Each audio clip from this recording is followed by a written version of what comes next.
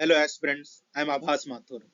इस चैनल पर अपन ने शुरू करी है करंट अफेयर्स की सीरीज। ये है उसका पार्ट 2। आप देखें, ये सीरीज में अपन सारे इंपॉर्टेंट करंट अफेयर्स को कवर कर रहे हैं जो बहुत इंपॉर्टेंट है यूपीएससी 2026 के लिए। इसमें अपन ने पिछले साल डेढ़ साल के सारे इंपॉर्टेंट चीजें कवर कर रहे हैं इस सीरीज में। हर लेक्चर में अपन पांच पांच टॉपिक्स कवर कर रहे हैं जिससे इन डिटेल अपन कवर कर सकें और यहीं पे हमें याद हो जाए, हमें दोबारा इनका रिवीजन ही करना पड़े, दोबारा बैठ के याद नहीं करने पड़े। आइए शुरू करते हैं ये लेक्चर। सबसे पहले अपन देख रहे हैं शोम्पेन ट्राइब के बारे में। देखो, शोम्पेन ट्राइब मिलती है अंडमान एंड निकोबार आइलैंड्स में। कहाँ मिलती है? अंडमान एंड निकोबार आइलैंड्स में। इनको one of the most isolated tribes भी कहा जाता है अर्थ पे, क्योंकि इनके साथ किसी का भी कांटेक्ट है नहीं। मतलब कांटेक्ट नहीं है, ये बिल्कुल ही पुराने जमाने में चलते हैं। ये कोई भी मॉडर्न लाइफस्टाइल नहीं फॉलो करते, ना ही ये लोगों से मिलते हैं। इसलिए इनको बोला जाता है most isolated tribes on earth. Shompen एक इंडिजीनियस ग्रुप है पीपल का जो रहते हैं ग्रेट निकोबार आइलैंड पे। अंडमान एंड निकोबार आइलैंड पे भी एक है great Nicobar island. Shompen tribe उस पे रहती है। 2011 की सेंसस में कुछ एस्टिमेट करा गया था तो इनकी पॉपुलेशन का आइडिया हुआ था कि 229 पीपल ही जिंदा हैं इस ट्राइब के। देखो, एग्जैक्ट फिगर्स हमें मिले नहीं, क्योंकि कैमरा से ही पता लगाया था कितने लोग हैं, डिस्टेंस से ही स्टडी करी गई थी, इसलिए एस्टिमेशन ही है। इनका कोई फिक्स्ड नंबर हमें पता नहीं है, तो एस्टिमेशन ही आप याद रखें 229 है सेंसस 2011 में। बहुत ही लिमिटेड या नो कांटेक्ट है इस ट्राइब का आउटसाइडर से, इसलिए इनका जो कल्चर है वो बहुत प्रिजर्व्ड है पुराने जमाने से। ये सेमी नोमैडिक हंटर गैदरर्स होते हैं। देखो, सेमी नोमैडिक मतलब ये ज्यादा ट्रैवल नहीं करते, ये कुछ इलाके में ही घूमते फिरते रहते हैं। कोई जानवर मिल जाता है उसे हंट कर लेते हैं, या फिर कोई पौधा पेड़ फल हो उसे गैदर कर लेते हैं। तो ये सेमी नोमैडिक हंटर गैदरर्स हैं। ये one of the most isolated tribe है, शोम्पेन ट्राइब, जो अंडमान एंड निकोबार आइलैंड के ग्रेट निकोबार आइलैंड पे रहते हैं। ये अंडमान एंड निकोबार आइलैंड के ग्रेट निकोबार आइलैंड पे रहते हैं। ये यहाँ की इंडिजीनियस ट्राइब है। ये डिपेंड करते हैं हंटिंग पे, गैदरिंग पे, फिशिंग पे, या ये बेसिक हॉर्टिकल्चर ही कर लेते हैं कि कोई पेड़ उगा लिया इन्होंने, पेड़ से फल तोड़ के खा लिए, बस ये ऐसे ही चल रहा है इनका हिसाब। इनका देखो एक इंपॉर्टेंट है पैंडनस फ्रूट, वो इनकी डाइट में एक मेजर रोल प्ले करता है। तो देखो, सवाल कहां कहां से आ सकते हैं इस स्लाइड में से। शोम्पेन ट्राइब, क्या ये one of the most isolated tribe है अर्थ की? हाँ, ये है। ये मिलती कहाँ है? ये अंडमान एंड निकोबार आइलैंड के ग्रेट निकोबार आइलैंड पे मिलती है। क्या ये यहाँ की इंडिजीनियस ट्राइब है? हाँ, ये यहाँ की इंडिजीनियस ट्राइब है। इसका बहुत ही लिमिटेड या एक तरह से नो कांटेक्ट ही है आउटसाइड वर्ल्ड से। ठीक है। एक 2011 की 2011 की सेंसस का एक एस्टिमेट है कि ये सिर्फ 229 लोग ही बचे हैं। ये एस्टिमेट है, ये कोई एग्जैक्ट वैल्यू नहीं है। ये सेमी नोमैडिक हंटर गैदरर होते हैं। ये डिपेंड करते हैं हंटिंग, गैदरिंग, फिशिंग या बेसिक हॉर्टिकल्चर पे ही। पैंडनस नाम का एक फ्रूट है जो एक स्टेपल डाइट है इनकी, कि ये डेली बेसिस पर पैंडनस नाम का फ्रूट खाते हैं। तो सवाल ये भी बन सकता है, पैंडनस फ्रूट कौन से आइलैंड पे मिलता है? क्या ये लक्षद्वीप आइलैंड पे मिलता है? नहीं, ये अंडमान एंड निकोबार आइलैंड पे मिलता है पैंडनस फ्रूट। और उसमें भी स्पेसिफिकली ये ग्रेट निकोबार आइलैंड पे मिलता है पैंडनस फ्रूट। अब एसोसिएट करने का भी क्वेश्चन आ सकता है कि पैंडनस फ्रूट कौन सी ट्राइब से एसोसिएटेड है, या शोम्पेन ट्राइब से कौन सा फ्रूट एसोसिएटेड है? तो पैंडनस फ्रूट शोम्पेन ट्राइब से एसोसिएटेड है। देखो, ये लोग थोड़े ऐसे दिखते हैं, ये थोड़े मंगोलिया के लोगों जैसे नहीं दिखते। मतलब ये अफ्रीकन जैसे तो दिखते नहीं, ये थोड़े मंगोलिया जैसे दिखते हैं। तो इनकी रेस है मोंगोलॉइड। अब ये भी सवाल आ सकता है, शोम्पेन ट्राइब की रेस कौन सी है? नीग्रॉइड, प्रोटो ऑस्ट्रेरियन, द्रविडियन, आर्यन, कुछ भी आ सकता है। तो अपने को याद रखना है शोम्पेन ट्राइब की रेस है मोंगोलॉइड। कौन सी रेस है? मोंगोलॉइड। ये एसटी कैटेगरी में आते हैं। एसटी में भी ये पीवीटीजी ग्रुप में आते हैं, पर्टिकुलरली वल्नरेबल ट्राइबल ग्रुप। देखो एसटी में एक सब क्लासिफिकेशन होता है पीवीटीजी नाम का।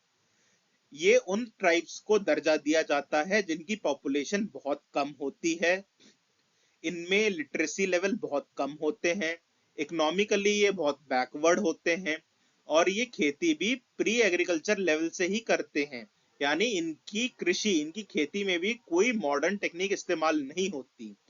उन ट्राइब्स को कहा जाता है पर्टिकुलरली वल्नरेबल ट्राइबल ग्रुप। देश में कुछ 75 के अराउंड पीवीटीजी हैं, उनमें से एक शोम्पेन ट्राइब भी है। Shompen tribe great Nicobar island पे मिलती है, अंडमान एंड निकोबार आइलैंड के ग्रेट निकोबार आइलैंड पे मिलती है। ये one of the most isolated tribe है, इनकी रेस मोंगोलॉइड है। ये एसटी कैटेगरी में आते हैं, एसटी में भी ये पीवीटीजी में आते हैं क्योंकि इनकी पॉपुलेशन बहुत कम है। ये pre agricultural level of technology use करते हैं, इनकी लिटरेसी बहुत कम है, और इकोनॉमिकली भी ये बहुत बैकवर्ड हैं, एजुकेशन लेवल तो है ही नहीं इनमें, ठीक है।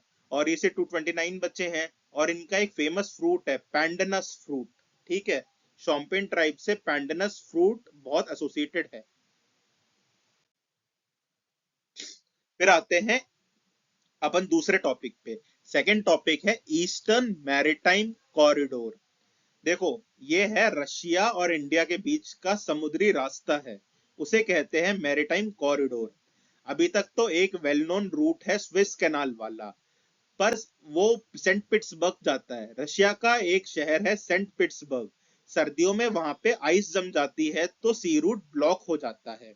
तो सी रूट ब्लॉक नहीं हो इसलिए इन्होंने एक नया पोर्ट डेवलप कर रहे हैं, मतलब डेवलप तो था ही, उसे और एडवांस कर रहे हैं।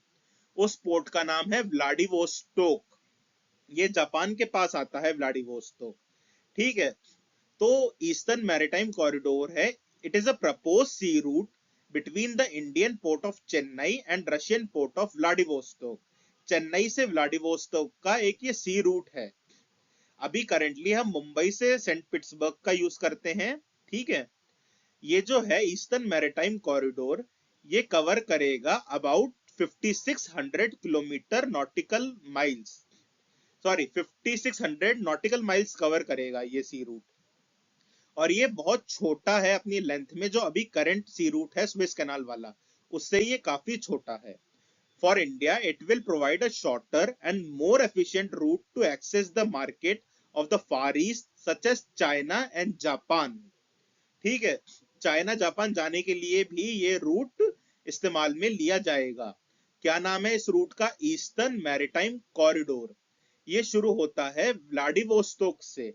व्लाडिवोस्टोक से अपन सी ऑफ जापान जाएंगे, सी ऑफ जापान से अपन ईस्ट चाइना सी जाएंगे, ईस्ट चाइना सी से अपन साउथ चाइना सी जाएंगे, साउथ चाइना सी से मलक्का स्ट्रेट जाएंगे, मलक्का स्ट्रेट से बे ऑफ बंगाल आके चेन्नई आ जाएगा। ये सी रूट है। अब देखो सवाल कहां कहां से बन सकता है। ऐसा स्टेटमेंट आ सकता है कि ये अभी एग्जिस्टिंग जो रूट है मुंबई से सेंट पीटर्सबर्ग का वाया स्विस कैनाल, क्या ये उससे लंबा है, क्या ये उससे छोटा है, ठीक है। फिर इसके डिस्टेंस पर आ जाएगा, 5600 नॉटिकल माइल्स इसका डिस्टेंस है या क्या है, ठीक है। फिर आ जाएगा ये कौन से दो पोर्ट्स को कनेक्ट करेगा, चेन्नई और व्लादिवोस्तोक को कनेक्ट करेगा। फिर इसके रूट के ऊपर भी सवाल आ सकता है कि आप क्रोनोलॉजी, ऐसा सवाल यूपीएससी बना सकता है कि आपको चार ये दे देंगे, सी दे देंगे, Sea of Japan, East China Sea, South China Sea, Bay of Bengal. तो आपसे पूछेंगे कि चेन्नई से व्लादिवोस्तोक के रूट में कौन से सीज पहले आएंगे। सबसे पहले बे ऑफ बंगाल आएगा, फिर साउथ चाइना सी आएगा, फिर ईस्ट चाइना सी आएगा, फिर सी ऑफ जापान आएगा, फिर व्लादिवोस्तोक आएगा। तो अपने को ये रूट भी ध्यान में रखना है कि क्या रूट है इसका। आप देख सकते हैं ये है चेन्नई, चेन्नई से अपन बे ऑफ बंगाल गए, बे ऑफ बंगाल से हम मलक्का स्ट्रेट गए, मलक्का स्ट्रेट से हम साउथ चाइना सी गए, फिर ईस्ट चाइना सी गए, फिर सी ऑफ जापान गए, फिर व्लादिवोस्तोक गए, ठीक है। ये इसका रूट है। अब अगर इसकी कुछ कमियां पूछ ली जाए अगर मेंस में, तो मलक्का डिलेमा, जैसे मलक्का स्ट्रेट पे अगर चाइना कब्जा कर ले तो ये सी रूट में प्रॉब्लम आ सकती है, और कोई प्रॉब्लम नहीं है। जैसे नेचुरल बैरियर्स नहीं है कि आइस जम गई समुद्र में, तो ऐसे नेचुरल बैरियर्स नहीं है इस सी रूट में। बस यही है कि जियोपॉलिटिकल टेंशंस के चलते अगर मलक्का स्ट्रेट चाइना कैप्चर कर ले, वही एक प्रॉब्लम है इसी रूट की, और कोई प्रॉब्लम नहीं है इसी रूट की। ठीक है, एक बार ध्यान में रख लेना रूट क्या है। फिर अपना टॉपिक आता है थोलू बोम लट्टा। थोलू बोम लट्टा। थोलू बोम लट्टा एक तरह की पपेट्री है। देखो पपेट्री काफी टाइप की होती है, रॉड पपेट्री, स्ट्रिंग पपेट्री। ठीक है, ये है शैडो पपेट्री। एक पर्दा लगा दिया जाता है, उसके पीछे से ये कुछ एक्ट करते हैं, उसकी शैडो पर्दे पे आती है, वो देखने में बड़ा अच्छा लगता है। थोलू बोमलट्टा एक शैडो पपेट्री है, और ये आंध्र प्रदेश की शैडो पपेट्री है। देखो इंपॉर्टेंट सवाल तो यही है, थोलू बोमलट्टा क्या है? थोलू बोमलट्टा शैडो पपेट्री है। थोलू बोमलट्टा शैडो पपेट्री कहाँ की है? थोलू बोमलट्टा शैडो पपेट्री आंध्र प्रदेश की है। आंध्र प्रदेश की शैडो पपेट्री है थोलू बोमलट्टा। बस ये लाइन याद रख लो, आंध्र प्रदेश की शैडो पपेट्री है थोलू बोमलट्टा। ठीक है, the name Tholu Bommalatta translate to the dance of leather ball, which accurately reflects the art form. It involves the use of crafted leather puppets that are held against a white screen and illuminated from behind with a lamp, casting colorful shadows. The puppets used are made from goat or cow hide, which is treated, painted, and cut into shapes representing various characters from mythology, folklore, epics of Ramayana and Mahabharata. देखो religion की चीजें ही बताई जाती हैं, mythology, folklore, यही सब बताया जाता है। जैसे शैडो पपेट्री है, उसमें रामायण के बारे में बता दिया, महाभारत के बारे में बता दिया, या कोई फोक स्टोरी के बारे में बता दिया। Puppeteers significantly manipulate the puppets with rods, telling stories through their movements and voices, often accompanied by music and traditional instruments. देखो भाई बहुत शानदार शो होता है, ऐसा इतना सुंदर दिख रहा होता है, इतनी सुंदर सुंदर पपेट्स की शैडो आती है, वो बड़ी सुंदर लगती है दिखने में। ठीक है, this art has been practice for centuries and was traditionally performed as a form of entertainment and education, especially in rural alive. देखो फोक स्टोरीज के थ्रू एंटरटेनमेंट भी होता है, माइथोलॉजी स्टोरी पढ़ाने के लिए भी काम आती है ये art form. Tholu Bommalatta has been recognised as an important cultural heritage and is preserved through various efforts to keep the tradition alive. अब देखो गवर्नमेंट को, इंटरनेशनल ऑर्गेनाइजेशंस को ये बहुत इंपॉर्टेंट कल्चरल हेरिटेज लगी, तो इसको प्रिजर्व करा जा रहा है। इसको प्रिजर्व करा जा रहा है इसलिए ये न्यूज में है, और इतनी विचित्र सी सुंदर सी आर्ट फॉर्म है, तो यूपीएससी भी सवाल पूछ सकता है। आपको सिंपल सी चीज याद रखनी है, थोलू बोमलट्टा शैडो पपेट्री है आंध्र प्रदेश से। ठीक है, और देखो जो भी इंडियन आर्ट फॉर्म होती है उसमें कल्चर को ही दिखाया जाता है। कल्चर में माइथोलॉजी भी आती है, रामायण महाभारत जैसे एपिक्स भी आते हैं, और साथ में फोक स्टोरीज भी आती हैं। तो इनसे रिलेटेड कोई भी स्टेटमेंट बने, आपको सोच समझकर सही करना है। फिर आते हैं डोमेस्टिक सिस्टमैटिकली इंपॉर्टेंट बैंक्स। इन्हें डीसिप्स कहा जाता है। ये देखो ये कुछ बैंक्स होते हैं जो अपने साइज में बहुत बड़े होते हैं, वो इकोनॉमी में बहुत ज्यादा कंट्रीब्यूट करते हैं, तो ये बहुत सिस्टमैटिकली इंपॉर्टेंट है देश के लिए। अगर ये बैंक्स ही गिर गए तो आप मान लेना इकोनॉमी गिर जाएगी देश की पूरी। आरबीआई इनको लिस्ट करती है। आरबीआई ने बता रखा है कि जो तीन ये इंडियन बैंक्स हैं ये बहुत इंपॉर्टेंट बैंक्स हैं। RBI release list of domestic systemically important bank, ये है एसबीआई, आईसीआईसीआई, एचडीएफसी। ठीक है, ये DSIBs are systemically important due to their size, cross jurisdiction activities, complexity and lack of substitute and interconnection. आप देखो ये जो तीन बैंक है, एसबीआई, आईसीआईसी, एचडीएफसी, इनका साइज बहुत बड़ा है, इनका ज्यूरिसडिक्शन बहुत बड़ा है, और इनका कोई सब्सटीट्यूट भी नहीं है, इसलिए ये देश की इकोनॉमी में बहुत इंपॉर्टेंट होते हैं। It also means that the bank is too big to fail. देखो टू बिग टू फेल का मतलब है कि ये बैंक्स कभी बैंकरप्ट नहीं हो सकते, इनमें कोई प्रॉब्लम नहीं आएगी, ये कभी फेल नहीं होंगे। पर अगर ये कभी इनमें कोई दिक्कत आई तो गवर्नमेंट इनको सपोर्ट करेगी। अगर तब भी ये फेल हो गए तो इकोनॉमी ही फेल हो गई, दुनिया खत्म हो गई एक तरीके से। तो इसलिए इनको कहा जाता है too big to fail. If DSB fails, these would be significant disruption to the essential services of the banking system and the overall economy. DSIP's framework of RBI is based on Basel Committee on Banking Supervision's BCBS framework. ठीक है. Banks having size as percentage of GDP equal to or more than 2% are considered for DSIP list. अपन यहां पर पढ़ रहे हैं domestic systemically important bank के बारे में. ठीक है. आरबीआई इनको लिस्ट करता है और इनका लिस्टिंग क्राइटेरिया क्या है? ये देश की जीडीपी के 2% या 2% से ज्यादा होने चाहिए. साथ ही इनका ज्यूरिसडिक्शन बहुत बड़ा होना चाहिए, कॉम्प्लेक्सिटी होनी चाहिए, इनका कोई सब्स्टिट्यूट नहीं होना चाहिए, इनका साइज बहुत बड़ा होना चाहिए. ठीक है. ये कौन से फ्रेमवर्क से आरबीआई इनको बनाता है? BECIL committee on banking supervision framework. देखो सवाल कहां कहां से बन सकते हैं. इनको लिस्ट कौन करता है? डीसिप्स को लिस्ट कौन करता है? डीसिप्स को आरबीआई लिस्ट करता है. आरबीआई ने कौन कौन से बैंक्स को लिस्ट कर रखा है? एसबीआई, आईसीआईसीआई और एचडीएफसी को कर रखा है. DSIB framework of RBI is based on, ये भी सवाल बन सकता है कि जो डीसिप फ्रेमवर्क है आरबीआई का वो बेस्ड है BECIL committee on banking supervision पे. ठीक है. किस फ्रेमवर्क पे बेस्ड है? BECIL committee on banking supervision. और इनका क्राइटेरिया क्या है? इन बैंकों का साइज जीडीपी के 2% या 2% से ज्यादा होना चाहिए. कितना होना चाहिए इन बैंक्स का साइज? जीडीपी के 2% या 2% से ज्यादा होना चाहिए. ठीक है. कहां कहां से सवाल बन सकता है कि इनका साइज क्या होना चाहिए? जीडीपी के 2% या 2% से ज्यादा होना चाहिए इनका साइज. ये कौन से फ्रेमवर्क पर बेस्ड है? BECIL committee on banking supervision, BCBS network पे ये बेस्ड है. इनको लिस्ट कौन करता है? आरबीआई करता है. ठीक है. एक बार पढ़ लेना, बहुत इंपॉर्टेंट टॉपिक है ये इकोनॉमी का. फिर आती है जीरो एफआईआर. देखो निर्भया केस हुआ था, उसके बाद ये कॉन्सेप्ट आया था जीरो एफआईआर का. जस्टिस वर्मा कमेटी एक कमेटी थी, निर्भया केस के बाद बनी थी, उसकी रिकमेंडेशन पर इसे एस्टैब्लिश करा गया था. देखो जीरो एफआईआर का सिंपल सा मतलब है, आपके साथ कोई क्राइम हो गया तो पहले आप पुलिस स्टेशन जाते थे, पुलिस वाले बोल देते थे ये तो हमारे पुलिस स्टेशन का मैटर ही नहीं है, ये हमारे ज्यूरिसडिक्शन में आता ही नहीं है, आप उस पुलिस स्टेशन पे जाके अपना केस करवाओ.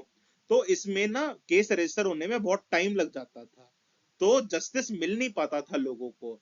तो जीरो एफआईआर का मतलब है कि कोई भी हीनियस क्राइम होगा तो आप कंप्लेंट किसी भी एफआईआर कंप्लेंट आप किसी भी पुलिस स्टेशन में जाकर आप एफआईआर करवा सकते हो. फिर वो वहां की पुलिस का काम है उस केस को सही ज्यूरिसडिक्शन में ट्रांसफर करना. तो ज्यूरिसडिक्शन इसमें सही से ट्रांसफर हो जाएगा, जल्दी ट्रांसफर हो जाएगा, केस जल्दी रजिस्टर हो जाएगा, तो इन्वेस्टिगेशन जल्दी शुरू हो जाएगी. तो इसमें क्रिमिनल भाग नहीं पाएगा, एविडेंस छुपा नहीं पाएगा. तो जीरो एफआईआर एक बहुत ही अच्छा कॉन्सेप्ट है. आइए पढ़ लेते हैं. Zero FIR is a type of FIR that allows the police to register a complaint even if the offence has occurred outside their jurisdiction.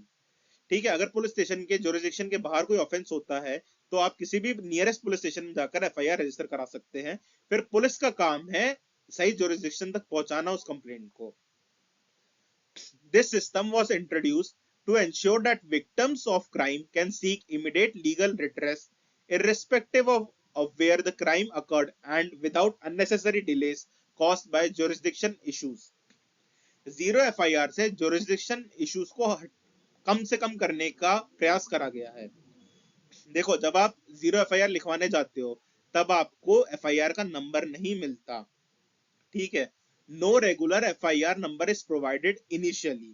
The relevant police station registers a new FIR for investigation. जैसे आप किसी police station में register कराने चले गए अपनी कि हमारा क्राइम इस इलाके में नहीं हुआ पर हम यहाँ पे लिखवा रहे हैं कंप्लेंट, तो वो एफआईआर तो रजिस्टर कर देंगे, फिर वो रेलेवेंट पुलिस स्टेशन में भेजेंगे, फिर वो आपको नया एफआईआर नंबर देंगे, वो आपकी एफआईआर का नंबर रहेगा. This provision for zero FIR is under section 531 subclause 1 of the BNS 2023 based on the Justice Verma Committee recommendation established after the 2012 Nirbhaya case. देखो, निर्भया केस के बाद एक कमिटी बैठी थी, justice Verma committee. Justice Verma committee की recommendation पर ही zero FIR आई है, ये बात आपको याद रखनी है।